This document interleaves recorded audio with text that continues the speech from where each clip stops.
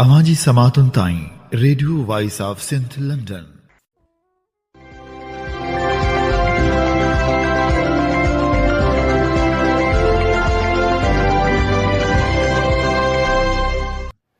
अवीं ॿुधी रहिया आहियो radio Voice of Sindh London.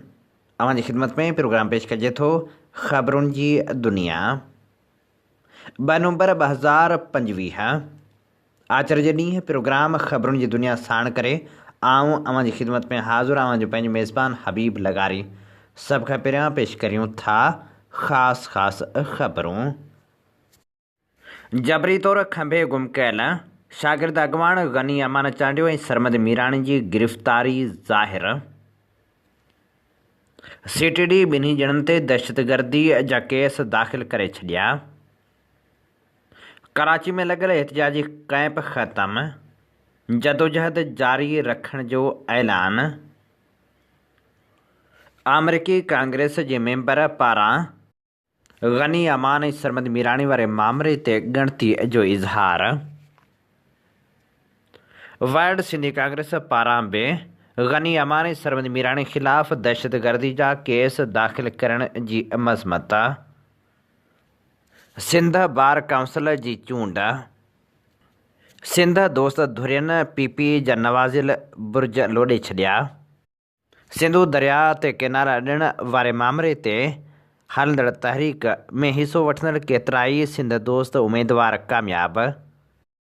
GA Sindh मुहाज़ J chairman रियाज़ चांडियो जी जस्कम चेयरमैन डॉक्टर नियाज़ कालाणी सां मुलाक़ात। क़ौमी कारकुननि खे खंभे गुम करण ऐं उन्हनि ख़िलाफ़ केस दाख़िल करण वारे मामले ते ॻाल्हियूं। अमर शहीद भगत कंवर राम जी शाद जो ॾिहाड़ो मल्हायो वियो, भेटा पेश।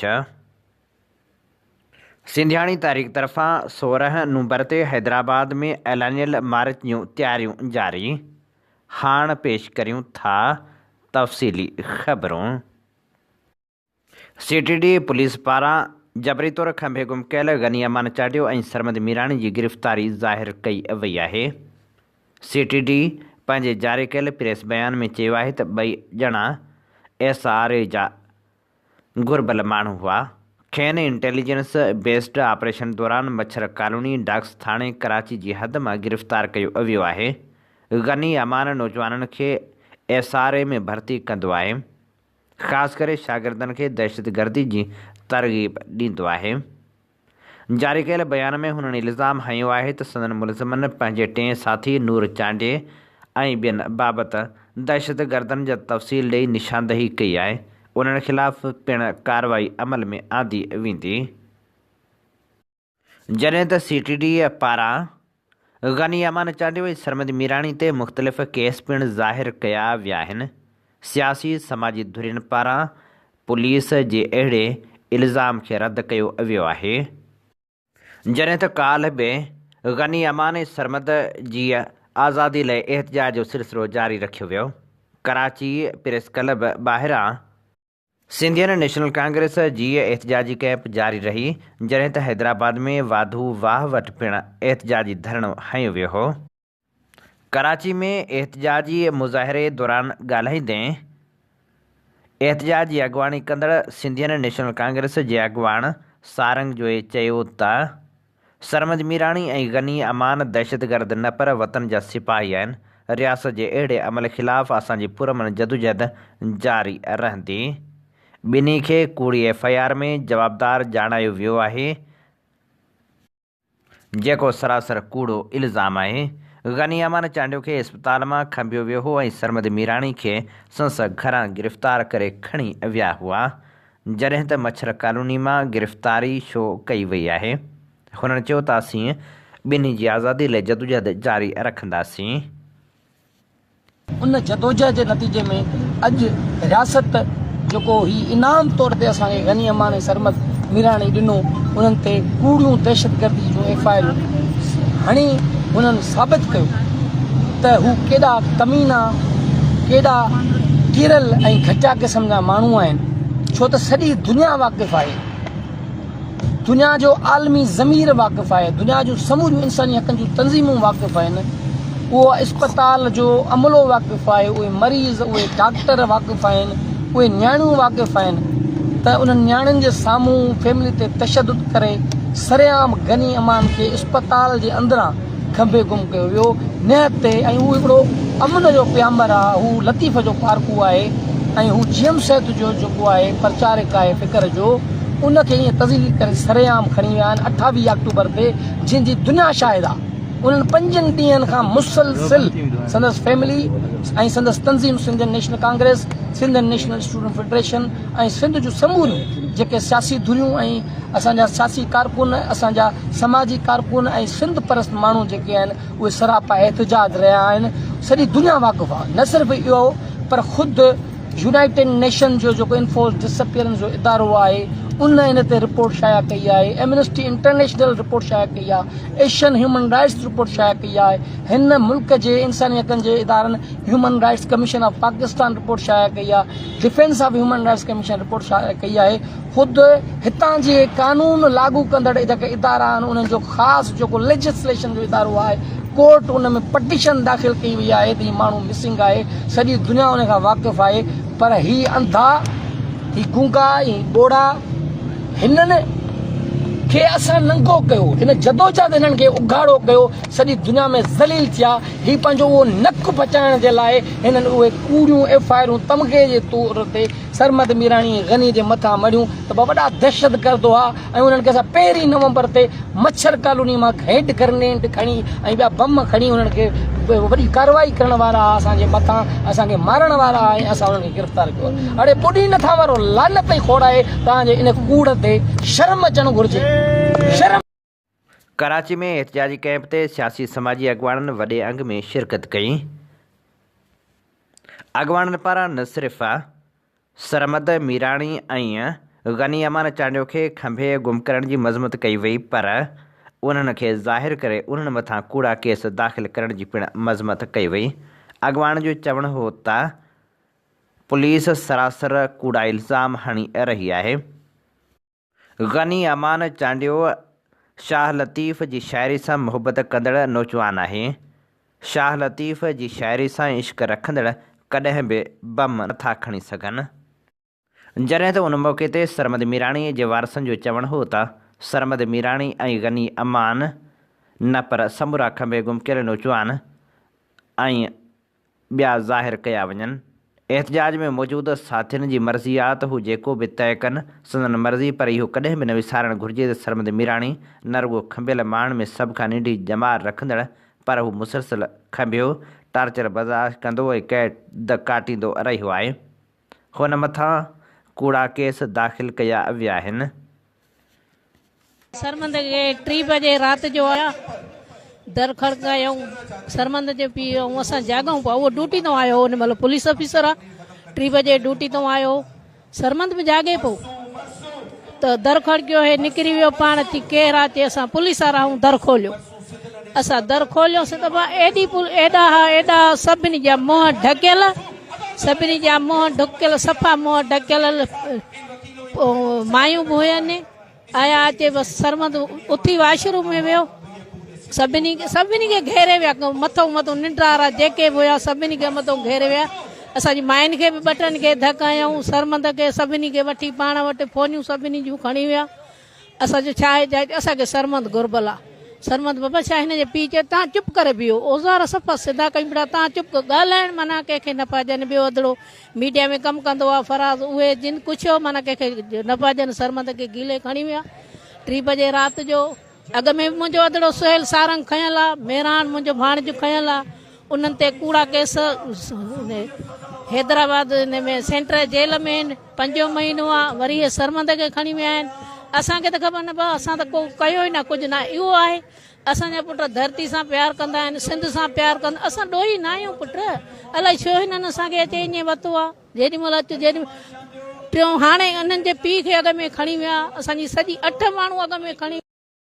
गनी अमान चांडियो ऐं सरमद मीराणीअ खे खंभे गुम करण ख़िलाफ़ संदन वारस मुसलसिल सरापा एहतजाज बणियल आहिनि। वारसनि पारां मज़मत कई पई वञे।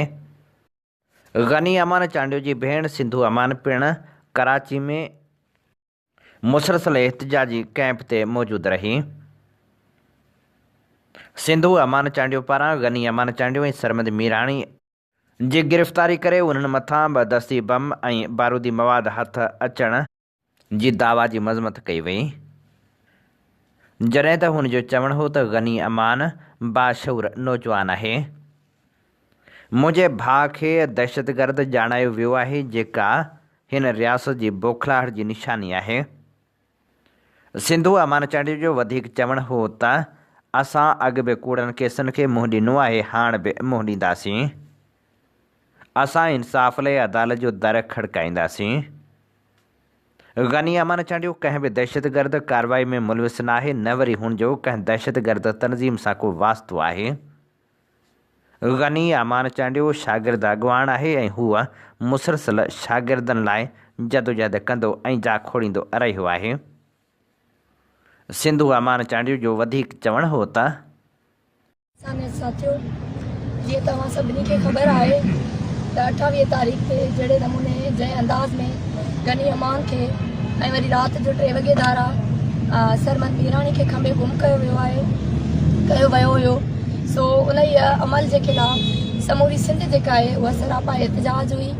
सिंध जी कुंड कुर्स जेका हुई उन्हनि में सिर्फ़ु इहा ई डिमांड हुई, इहा ई अपील हुई त गनी अमान ऐं सरमद मीराणी खे ज़ाहिर कयो वञे। अगरि उन ते कंहिं बि क़िस्म जा चार्जशीट आहिनि त उहे ज़ाहिर कयूं वञनि। सो मुसलसिल 5 ॾींहंनि जी स्ट्रगल खां इहो थियो आहे त अॼु गनी खे ज़ाहिर त कयो वियो आहे, पर उन्हनि ई FIR समेत जेके FIR पास्ट में हुन जे मथां हैदराबाद CTD लॻायूं हुयूं ऐं उहे FIR जेके अहिड़ी ई कंहिं FIR जहिड़ियूं आहिनि त उन्हनि वटि हैंड ग्रेनेड हुआ, उन्हनि वटि दस्ती बम हुया ऐं हू मुल्क जा जेके मुख़्तलिफ़ सेंसिटिव जेके इदारा आहिनि उन्हनि खे नुक़सानु ॾियण जी प्लानिंग करे रहिया हुआ।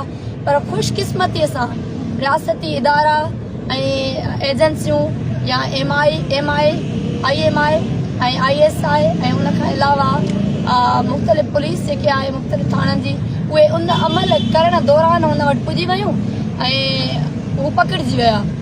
सो इहा नंढड़ी ऐं सिंपल ॻाल्हि आहे त जेको हक़ जी ॻाल्हि कंदो, जेको सच जी ॻाल्हि कंदो, जेको पंहिंजे वतन जी ॻाल्हि कंदो, वतन जे मज़लूम माण्हुनि जी ॻाल्हि कंदो, पंहिंजे तारीख़ी असासनि जी ॻाल्हि कंदो, उन माण्हूअ खे इहा सज़ा मिलंदी त उहो माण्हू कंहिं न कंहिं ॾोह में इन्वॉल्व करे या त उनखे मारियो वेंदो या त उन्हनि खे अहिड़नि FIR जे ज़रिए उनखे थकायो वेंदो। सो इन्हनि FIR खे गनी अॻ में बि चैलेंज करे चुको आहे।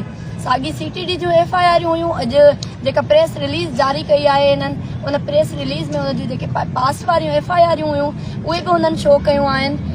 सवाल हिकिड़ो नंढड़ो आहे ऐं ॻाल्हि हिकिड़ी अंडरस्टूड आहे त अहिड़ियूं FIR जेके साॻी तरीक़े वारियूं गनी ते अॻ में लॻी चुकियूं हुयूं, उहे FIR उन्हनि जे ई अदालतुनि में, उन्हनि जे ई कानूननि में, उन्हनि जे वकीलनि जे अॻियां, उन्हनि जे जजनि जे अॻियां उहे FIR कूड़ियूं साबित थियूं ऐं गनी बाइज़त बरी थी वियो। पुलिस पारां वरितल मोहलत ख़तमु थियण ते सिंधियन नेशनल कांग्रेस पारां एहतजाजी धरणो हंयो वियो हो। वाधू वाह वटि लॻल एहतजाजी धरणे जे नतीजे में वॾे पैमाने ते ट्रैफ़िक मुअतल थी वई हुई, जॾहिं त उन एहतजाजी धरणे जी अॻुवाणी कामरेड मोहब लगारी ऐं ॿिया करे रहिया हुआ। एहतजाजी धरणा लॻण जी शुरूआति थियण खां पोइ खंबे गुम कयल गनी अमान चांडियो ऐं सरमद मीराणी खे आज़ादु कयो वियो हो, जॾहिं त एहतजाज ख़तमु करण लाइ पुलिस पिणु पहुती हुई। सिंधियन नेशनल कांग्रेस जा अॻवान बार बार इहो ई मुतालबो करे रहिया हुआ त खंबे गुम कयल सरमद मीराणी ऐं गनी अमान चांडियो खे फौरी तौरु आज़ादु कयो वञे। मुसलसल एहतजाजी धरणे खां पोइ ॿिन्ही ॼणनि खे ज़ाहिर कयो वियो। ॿिन्ही ॼणनि जी गिरफ़्तारी ज़ाहिर करे उन्हनि मथां कूड़ा केस दाख़िल कया विया। अॻवाननि पारां दाख़िल कयल केसनि जी मज़मत कंदे आज़ादी जो मुतालबो कयो वियो। अॻवाननि पारां एहतजाजी तहरीक जारी रखण जो ऐलान पिणु कयो वियो।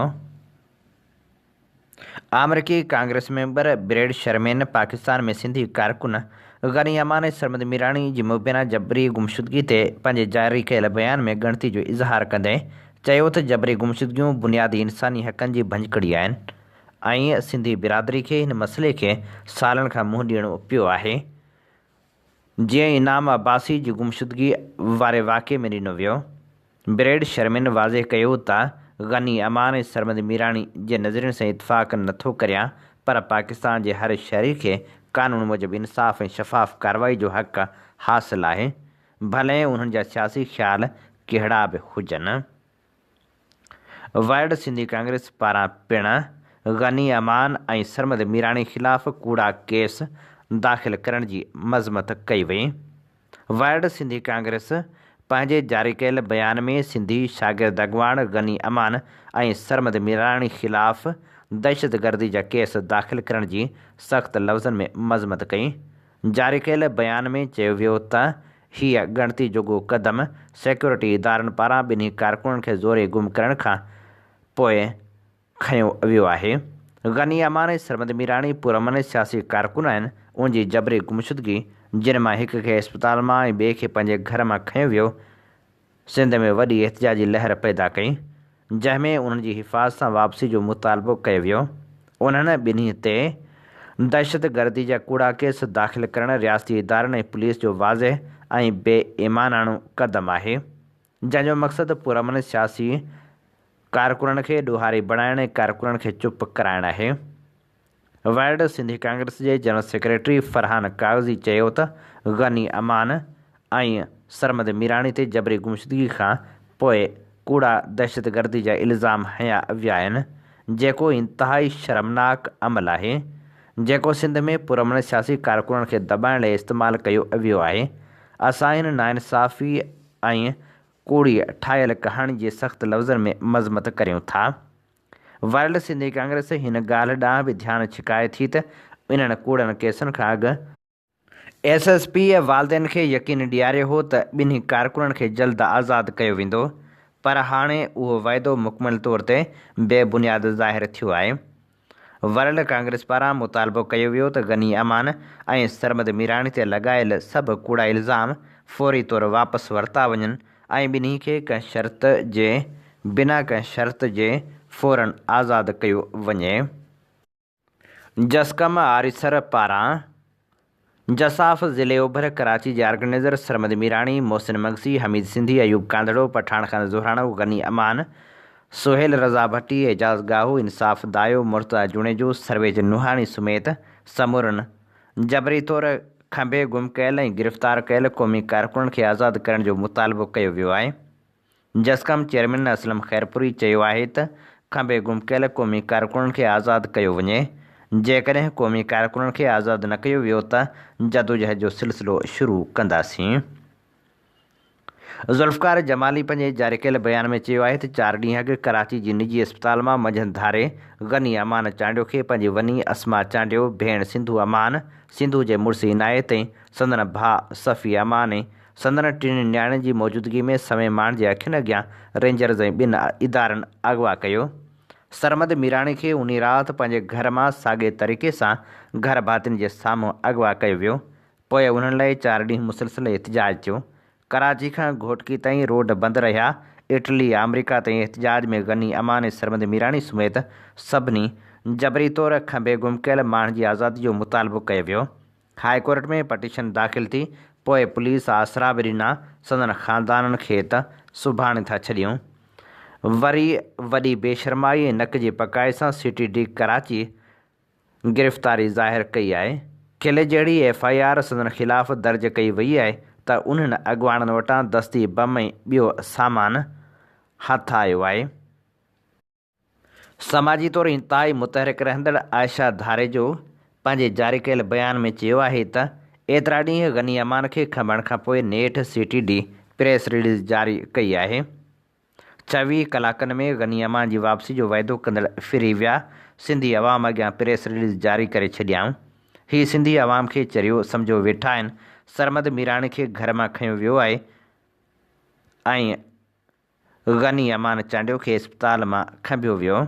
CTD पारां गनी अमान चांडियो ऐं सरमद मीराणी जी गिरफ़्तारी ज़ाहिर कई वई आहे। SUP जे मरकज़ी सीनियर सदर सैयद ज़ैन शाह चयो आहे त मुल्क जे हुक्मरान जे खयल क़दमनि सबबि मुल्क कहिड़ी तरफ़ वञे पियो इहा ख़बर ई नथी पवे। 73 जे आइन तहत सूबनि खे मिलियल हक़ न पिया मिलनि। PP जी हुकूमत बेईमानी ऐं नाइंसाफ़ी ते ॿधलु आहे। सैयद ज़ैन शाह पंहिंजे बयान में वधीक चयो त PP खे गुज़िरियल वक़्त में कंपनी सरकार तरफ़ां मिलियल हुकूमत सिंध जे वसीलनि ते कब्ज़ो कराइण लाइ आहे। मुल्क में ख़राब हुक्मरानी आहे। मुल्क जी तर्ज़ हुक्मरानी आइन खां मथां ई आहे। सदर पाकिस्तान आइन खां मथे वारा कम करे कैनाल लिखी ॾिना। सिंध खे इरसा जे एक्ट तहत पाणी न पियो मिले। सिंध जे हिसे जे पाणी में कटौती थी रही आहे।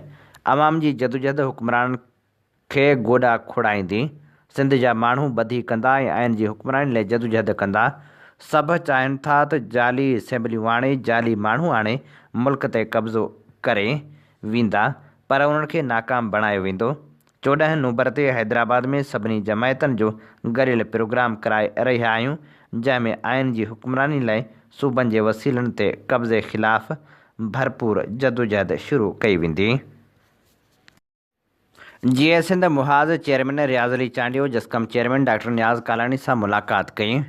उन मौक़े ते हुननि चयो त सरकार हिकु दफ़ो ॿीहर हथ वठी सिंध अंदरि गिरफ़्तारियुनि खंभे गुम करण जुड़तो केस दाख़िल करण जो सिलसिलो शुरू कयो आहे, जंहिं ख़िलाफ़ भरपूर जदोजहद कई वेंदी। अॻवाननि जो वधीक चवणु हो त सरकारी छाड़ता जबरी गुमशुदगियुनि जे मामले ते सरकार जे ख़िलाफ़ ॻाल्हाइण बजाए क़ौमी सियासत बिलख़ुसूस क़ौमी आज़ादी ऐं फ़िक्र साईं GM जे पैरोकारनि ते हमलेआवर थी क़ौमी सियासत खां आम माण्हुनि खे गुमराह कनि था त जीअं सरकारी एजेंडा जी तकमील थी सघे। अॻवाननि जबरी गुमशुदगियुनि ख़िलाफ़ एहतजाज ते पिणु गौर वीचार कयो। सिंध बार काउंसिल जी चूंड ते केतिरा ई अहिड़ा अॻवान कामयाब थी साम्हूं आया आहिनि जेके सिंधु दरिया ते कैनाल ॾियण ख़िलाफ़ जदोजहद में इंतिहाई मुतहरिक रहिया, जॾहिं त मुख़्तलिफ़ ज़िलनि में सिंध दोस्त अॻवान पिणु कामयाब थिया आहिनि, जिन ते ख़ुशी जो इज़हार कयो पियो वञे। सिंध बार काउंसिल जे मेंबरनि जे चूंड जा गैर हतमी नतीजा साम्हूं आया, जंहिंमें हैदराबाद जी सीट तां एडवोकेट अयाज़ तुनियो ऐं एडवोकेट KB लगारी कामयाब करार ॾिना विया। दादू जामशोरे जी सीट ते एडवोकेट मीर अहमद मंगरियो सोभ हासिल कई। नवाब शाह जी सीट ते प्रोग्रेसिव लायर्स पैनल जो उम्मीदवार ज़िया लंजार कामयाब थियो। संदसि मुख़ालिफ़ KB रिंद हाराए वियो। सागड़ मां सख़्त मुक़ाबले खां पोइ अल्ताफ़ जोणे जो 668 वोट खणी कामयाब थियो, जॾहिं त मुख़ालिफ़ उम्मीदवार नंद कुमार 658 वोट खणी सघियो। कंदकोट जी सीट ते अब्दुल गनी बजाराणी 818 वोट खणी सघियो, जॾहिं त लाड़काणे जे ॿिनि सीटुनि ते अतहर अब्बास सोलंकी 1207 वोट खणी कामयाबी माणी। घोटकीअ जी सीट ते प्रोग्रेसिव लायर्स फोरम जो उम्मीदवार अब्दुर्रज़ाक महर कामयाब थियो, जॾहिं त सिंध जे ॿिनि ज़िलनि जा नतीजा पिणु अचण जो सिलसिलो जारी हुयो। सिंध दोस्त अॻवान जी कामयाबी ते सियासी समाजी धुरियुनि पारां ख़ुशी जो इज़हार कयो वियो आहे। GA सिंध क़ौमी मुहाज़ तरफ़ां एडवोकेट मीर अहमद मंगरियो खे सिंध बार काउंसिल जे मेंबर जी चूंड में अक्सरियत सां कामयाबी हासिल करण ते मुबारकबाद ॾींदे चयो वियो आहे त एडवोकेट मीर अहमद मंगरियो हिकु सचो सिंध परस्त वकील आहे, जेको सदाईं सिंध जे क़ौमी हक़नि ऐं सिंध जे वसीलनि ते मालिकी लाइ क़ानूनी ऐं सियासी मैदान में अॻियां रहियो आहे। हुन जी कामयाबी रुॻो हिकु शख़्स जी कामयाबी न, पर सिंध जे शऊर, सिंध परस्त सोच ऐं क़ौमी केस ते बीठल जज़्बनि जी फतह आहे। असां सम्झूं था त सिंध जी वकील बिरादरी हिन भेरे बहितरीनु फ़ैसिले सां सिंध सां निभाईंदी। मीर अहमद मंगरियो जहिड़े वतन दोस्त क़ानूनदान खे कामयाब करे वतन दोस्ती जो सबूत ॾिनो वियो आहे। जसकम मर्कज़ खे पूरो एतमाद आहे त मीर अहमद मंगरियो सिंध जे क़ौमी ऐं अवामी मुफ़ादनि जी वाट ते अॻु वांगुरु साबित क़दम रहंदो। अमर शहीद भगत कंवरराम जी शहादत वारे ॾिहाड़े जे मौक़े ते खेसि भेटा पेश करण लाइ मुख़्तलिफ़ इलाइक़नि में तक़रीबूं मुनक़िद कयूं वियूं।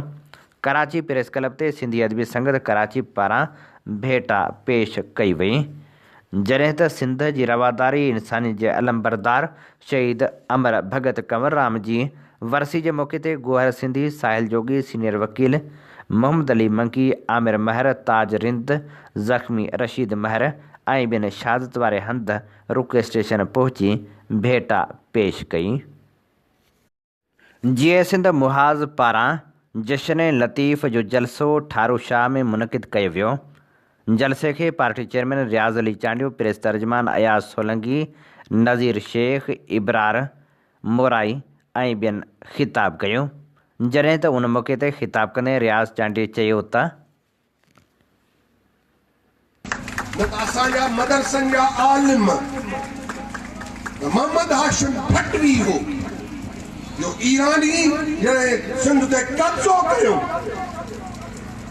तॾहिं सिंध जे आलिमनि ऐलान कयो हो ऐं लतीफ़ उन मोहम्मद हाशिम भटवी जी तारीख़ खे मान ऐं मर्तबो ॾींदे चयो हो जे तूं फारसी पढ़े त गोलो तूं गुलाम, उन्यो तूं आप घुरी भुखियो तूं ताम, आमन संदो आम ख़ासन मां नथी, तूं असां मां नाहीं जो सिंधी ॿोली जो इनकार करी ऐं फारसी खे पंहिंजो। तॾहिं बंदूक तलवार जे ज़ोर ते ईराननि चयो हो त फारसी आम चवाणी फारसी पढ़सी ऐं घोड़े चढ़सी, छो त घोड़े चढ़ण ते सिंधियुनि ते बंदिश हुई, जेको फारसी ऐं गद्दारी करे पढ़ंदो उनखे इजाज़त हुई। तॾहिं असांजे आलिमनि इनकार कयो हो त धारी ॿोली क़बूल न कंदासीं। अॼु भारी मुराद शाह वॾेरा सिंध असेंबली में उर्दू ॻाल्हाइनि था, सिंधी ॻाल्हाइण ते ॼणो बंदिश आहे। तॾहिं फटे में तालबन शागिर्द ज़बानूं कटे ऐं रोडनि रस्तनि ते उन्हनि जा लाश टंगे चयो जेको सिंधी पढ़ंदो उन्हनि जी ज़बानूं कटियूं। तॾहिं बि असां मज़ाहिमत कई त लतीफ़ असांजे ॿोली तहज़ीब तमंदुनि जो वारिस आहे। लतीफ़ ई आहे जंहिं सिंधियुनि खे आज़ादीअ जो दर्स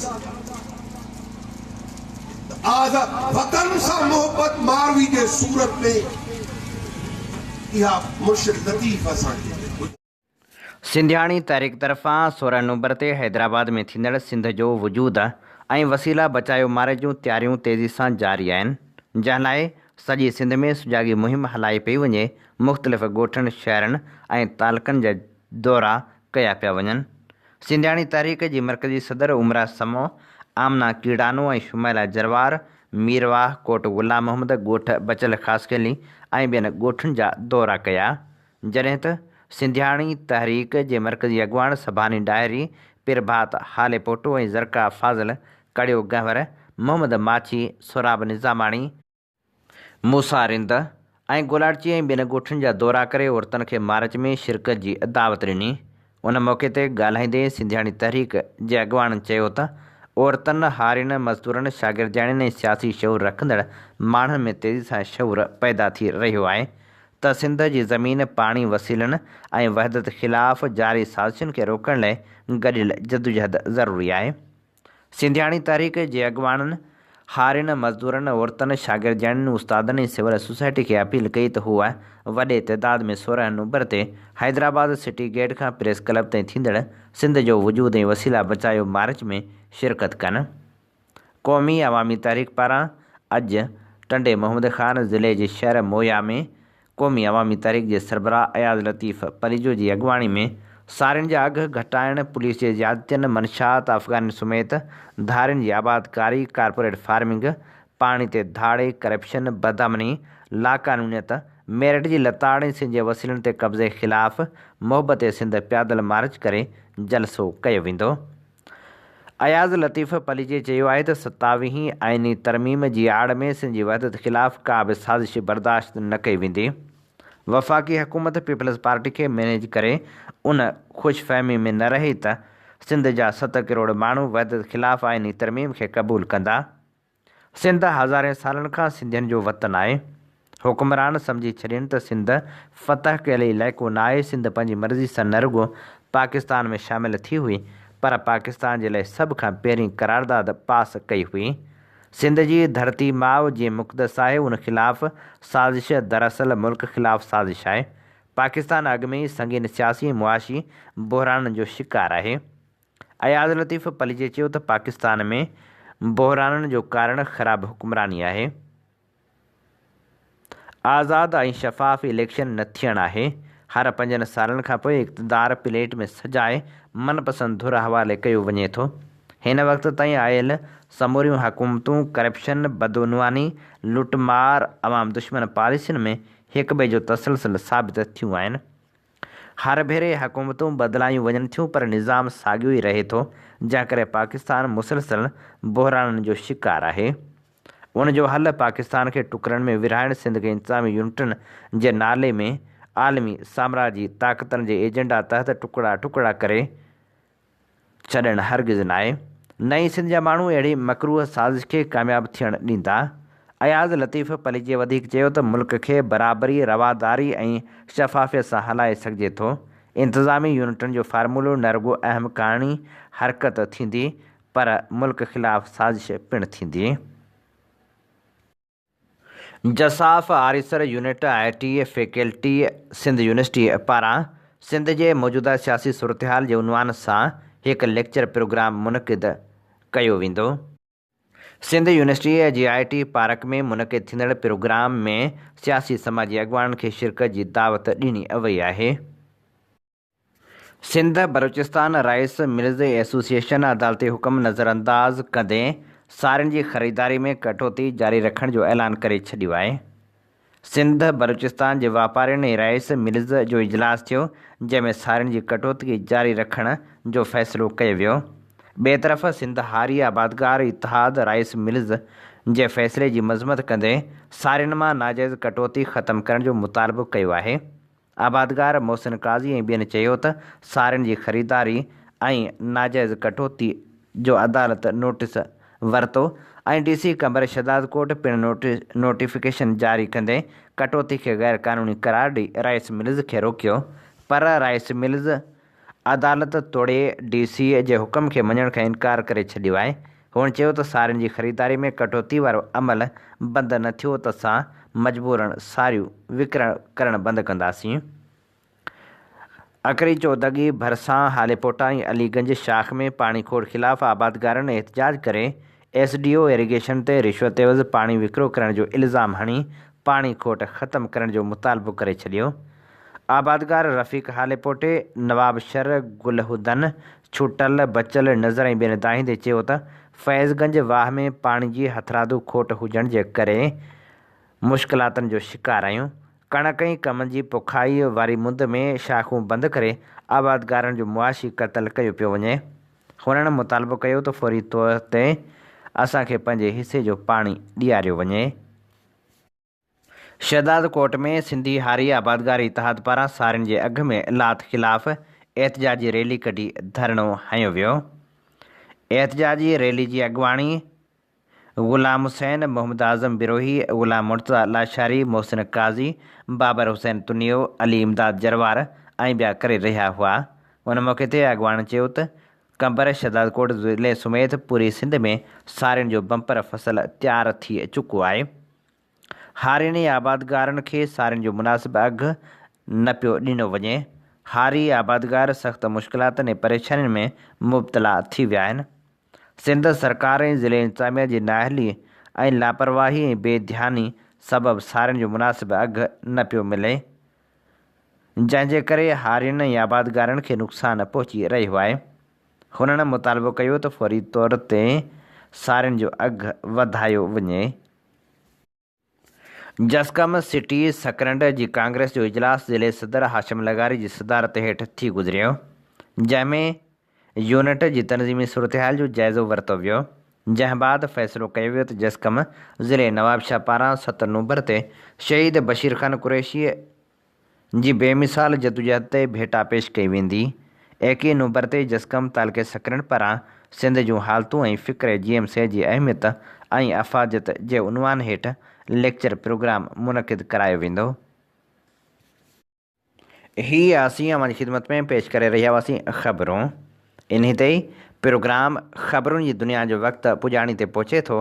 पंहिंजे मेज़बान हबीब लगारी खे ॾींदा इजाज़त। जॾहिं पेर तॾहिं ख़ैरु। अवां जी समातुनि ताईं